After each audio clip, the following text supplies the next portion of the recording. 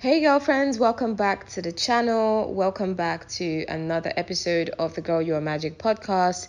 Now, imagine calling someone your best friend and they're secretly plotting your downfall. That's not just a movie plot, this is real life. Just look at the recent Valeria Marquez case. Today, we're going to be talking about the chilling signs your friends aren't really your friends, girl. I'm not going to waste too much time on this. Let's just get right into it. Signs that your friends are not really your friends.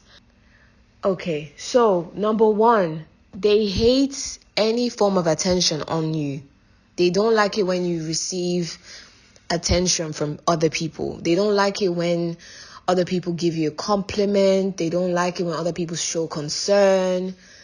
They hate any form of attention towards you. Let me give you an example. I can give you so many examples, actually, because I'm a pro. Literally, I'm very learned and experienced at this. So there was a time that, a girl complimented my lashes. My friend was just right there. And the girl was like, oh my gosh, your lashes are so pretty. Where'd you get them done? And I was telling her, and my friend just literally just stood there quiet the whole time. And you could just see her face, it's the expression as well on their face.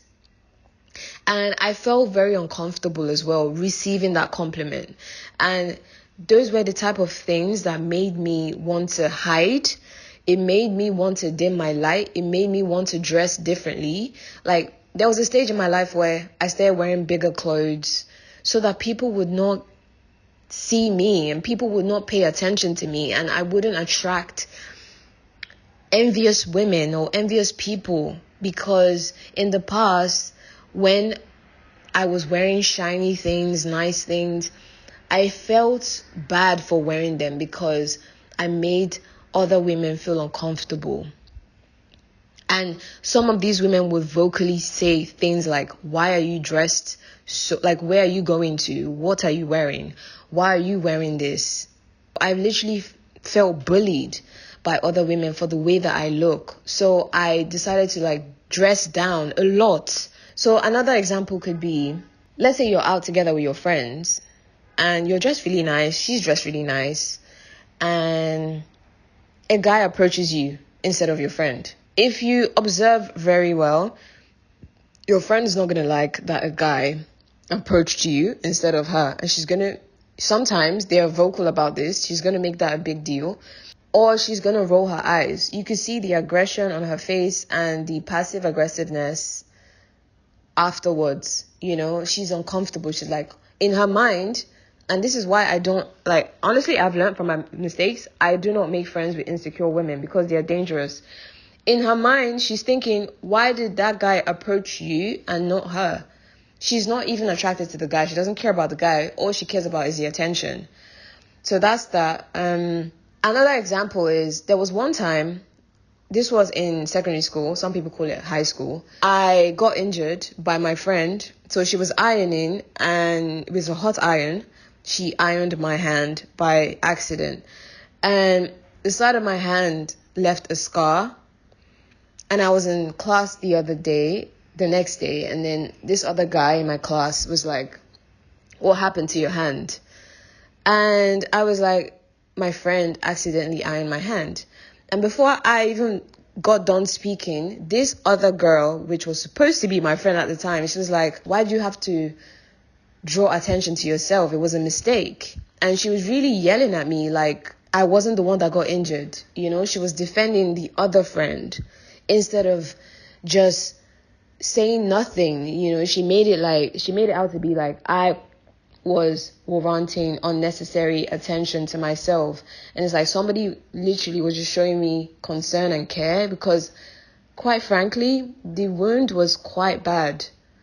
And this girl didn't have or even show empathy for my pain. So yeah, she just hated the fact that somebody else cared or someone else noticed. If your friend doesn't like attention on you, please run away. I'm telling you, those friends are not your friends. Number 2, this one might be a different one because I don't think I've heard anybody talk about it. But it's the opportunistic friend. So they come into your life for what you can do for them. Like if you don't have any benefit to them, they feel like there's no point on even continuing or starting a friendship with you. So an opportunistic friend is somebody who feels they can get something from you, whether that's connections, your lifestyle, clout, energy, money. I've had a few opportunistic friends. I wouldn't even call them friends. Like, they are takers. These friends are takers. So they're only in your life to take from you. And then you find that when you start setting boundaries with these people, when you start letting them know that they cannot take from you, or when they feel like they can't take anything from you, they start to distance themselves. And usually these type of friends, these opportunistic friends, they're very friendly and very open in the beginning. And so you think, oh, like, I found my sister, I found my friendship soulmates, because you guys get along so well. And they will love bomb you as well. They will call you frequently, and they will want to be in your orbit. When they figure out that you're not as useful to them as they had imagined, you know that it will be so instant. They will shift their energy. They will not call you as much. They will not respond to your texts quickly. It's very, very intentional. And once they are done studying you, once they are done getting their benefits of having you as a friend, or once they feel like they can't get any more benefits from you, they will literally just discard you. These are a lot of the times narcissistic friends. Yeah, they come into your life for what they can get from you, not to actually value you as a person and value your connection, but to receive something from you. Tell her good news and see how she reacts. A lot of the time, people who are envious of you, people who don't really like you, they want to hear bad news, because then they can support you in your bad news. If you notice, a lot of friends are there for you when you're not doing well. And there's something you need to be aware of when it comes to spotting somebody who doesn't really like you, spotting a friend who doesn't really like you, is their microaggression, their micro expression, let me say. So when you tell your friend good news, observe their expressions. It's very instant. It's like in a 0.1 second. And then they switch back into the fakeness and the mask. They wear back the mask and they pretend to be happy for you. But you can feel there's some people that you don't even want to tell your good news to, because you know that they're not going to be as excited as you are about that particular news. And because you know that they won't be as excited, you don't want to kill your own excitement, so you hide the good news from them. If you're hiding your good news from your friends, they're not really your friends. I don't care if they don't understand it. Something good just happened to you. They're your friend. They're supposed to support you. And if they're not supporting you, sorry, that person is not your friend and they need to be cut completely. I don't care. Like, you shouldn't be having people who are just in your life to fill up space, because they will bring you down and you end up blocking your blessings. Like, having bad friends around you will literally stress you out and will make you look ugly. It will lower your self-esteem. So no. This is number 4. So you find that your friends, in air quotes, find it very difficult to compliment you. They even give you more criticism than compliments. You guys could be going out together. Everyone's dressed really good. Your hair is done. Your makeup is slaying. Your outfit is on point. And then let's say your friends are waiting in the car, or they're waiting in front of the car, and then you come out. You know you're looking good. You know your outfit is a 10 out of 10. But your friends, they don't even give you a compliment. What do they do instead? They compliment other people in front of you. Or you come out of your house and then they look at each other. And this is why I can't stand friendship cliques. I mean, Of course, I would love to be in what, like, okay, no, let me rephrase. I would like to have a group of girlfriends, yes. I mean, maybe that's influenced by the movies I watched when I was younger, but it's not always as it seems, because I've been in friendship dynamics where you're hanging out with your friend and a couple of them are texting each other right in front of you. And then you're wondering to yourself, like, what are these people talking about that I don't even know? And a lot of the time, they're actually talking about you. They're actually talking about you. It's not always obvious. Like, in my case, I was like the third wheel in the friendship. So the two of them would text each other. Or if I say something, they will look at themselves in that way. You know the look. They will look at themselves, give a funny look, and just continue texting each other right in front of me. And when you look good and you come out your house, they don't compliment you. There's this weird energy, weird vibe, and then they start texting each other right in front of you. You just know. Like, these friends make you feel insecure. And you start doubting yourself, like, what?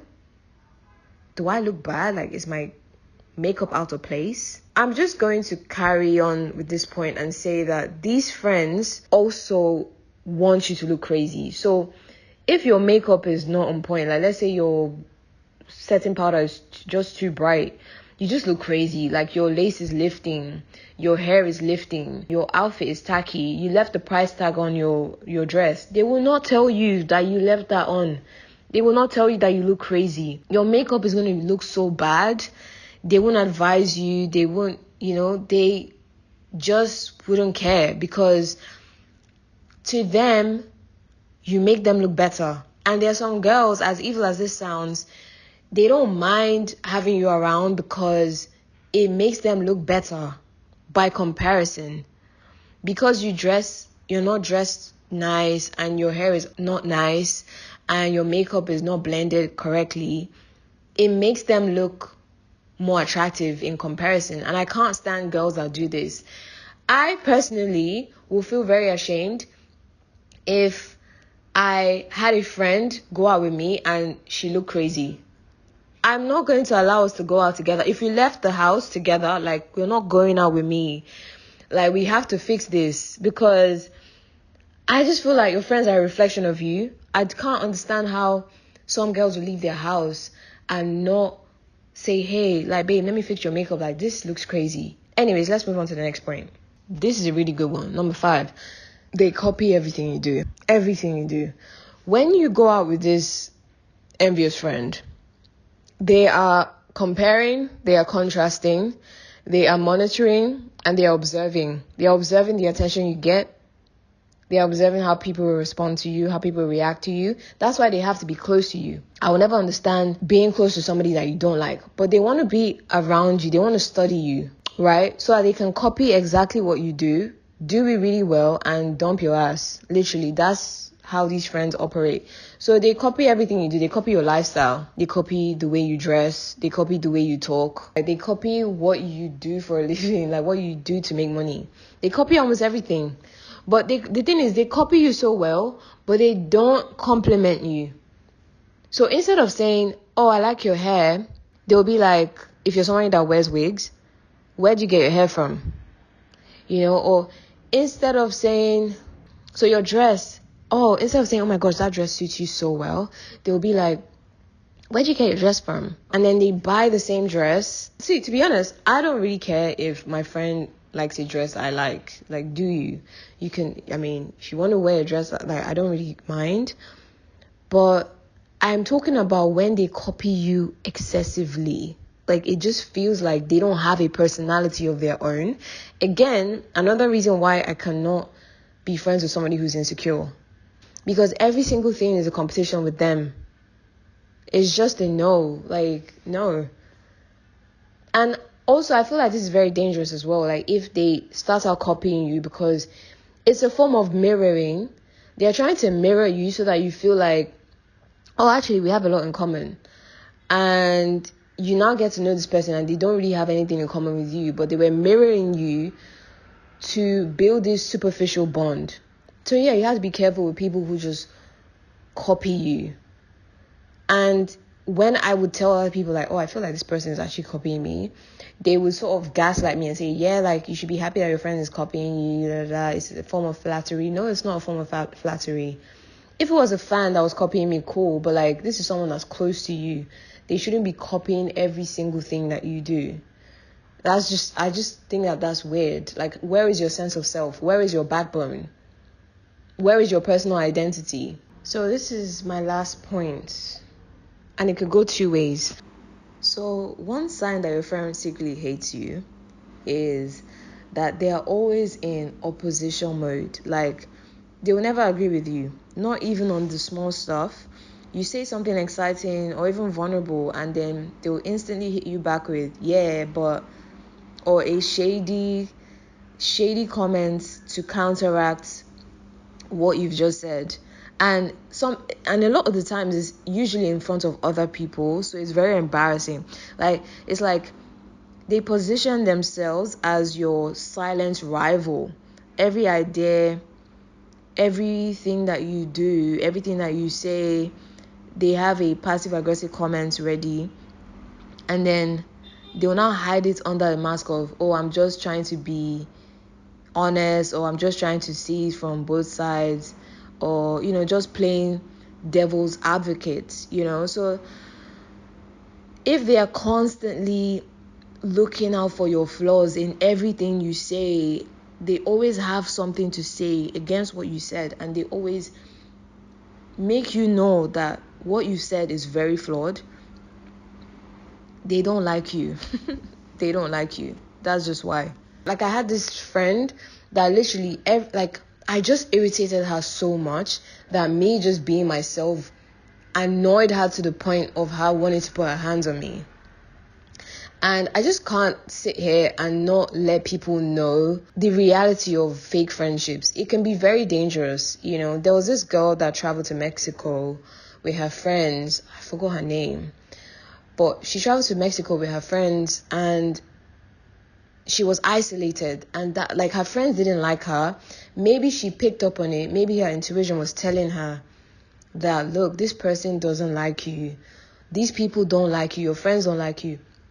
But then she went anyways, and then she got to a point where she was isolated in this new environment, and they looked for that opportunity to start a fight with her and to beat her up, basically beat her up to unalive her.